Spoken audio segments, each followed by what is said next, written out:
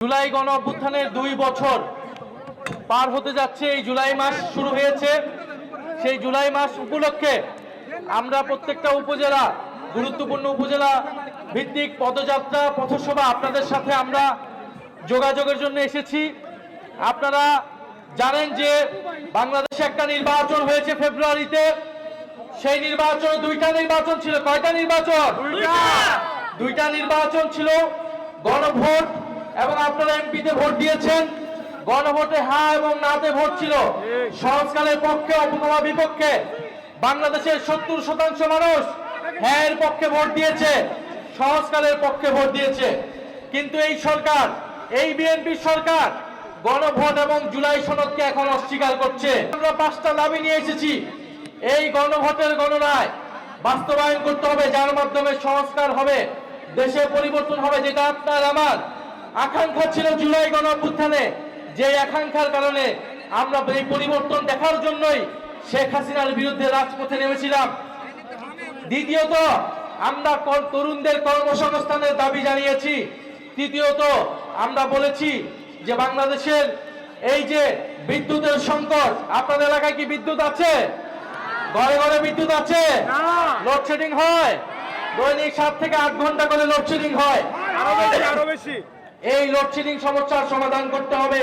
এই সরকার কমিটমেন্ট দিয়েছিল, প্রতিশ্রুতি দিয়েছিল তারা বিদ্যুতের সমস্যার সমাধান করবে, কিন্তু এই যে বাজেট দিয়েছে, এই বাজেটে আমরা এমন কিছু দেখি নাই তারা বিদ্যুতের সমস্যার সমাধান করতে হবে।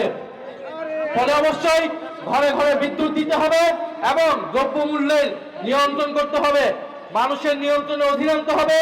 এছাড়া দেশে, সারা দেশে আইন শৃঙ্খলার বেহাল দশা।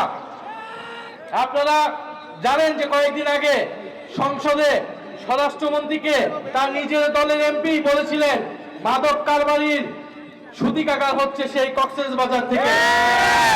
তো স্বরাষ্ট্রমন্ত্রী তার নিজের এলাকায় মাদক বন্ধ করতে পারে না, সে সারা দেশের মাদক কিভাবে বন্ধ করবে?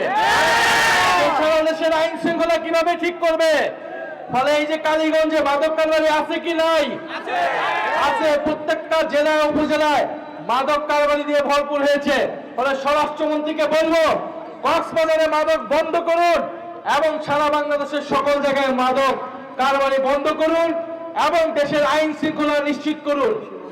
এবং প্রিয় কালীগঞ্জবাসী, আমাদের ভাই শরীফ ওসমান হাদি জীবন দিয়েছিল আজাদির জন্য, স্বাধীন সার্বভৌম বাংলাদেশের জন্য। কিন্তু আমরা দেখছি সীমান্তে সাধারণ বাংলাদেশিদেরকে হত্যা করছে বিএসএফ খুনি বাহিনী। প্রিয় কালীগঞ্জবাসী, জুলাই গণ অভ্যুত্থান হয়েছিল আপনার আমার অংশগ্রহণের ফলে।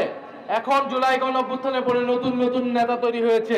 আপনারা জুলাই সনদ বাস্তবায়ন করুন, আপনারা সংস্কার বাস্তবায়ন করুন। যদি জুলাই সনদ বাস্তবায়ন করতে না পারেন, যদি বিচার করতে না পারেন, তাহলে জুলাইয়ের নেতৃত্বের দাবিদার এ কথাটি ভুলেও মুখে আনবেন না।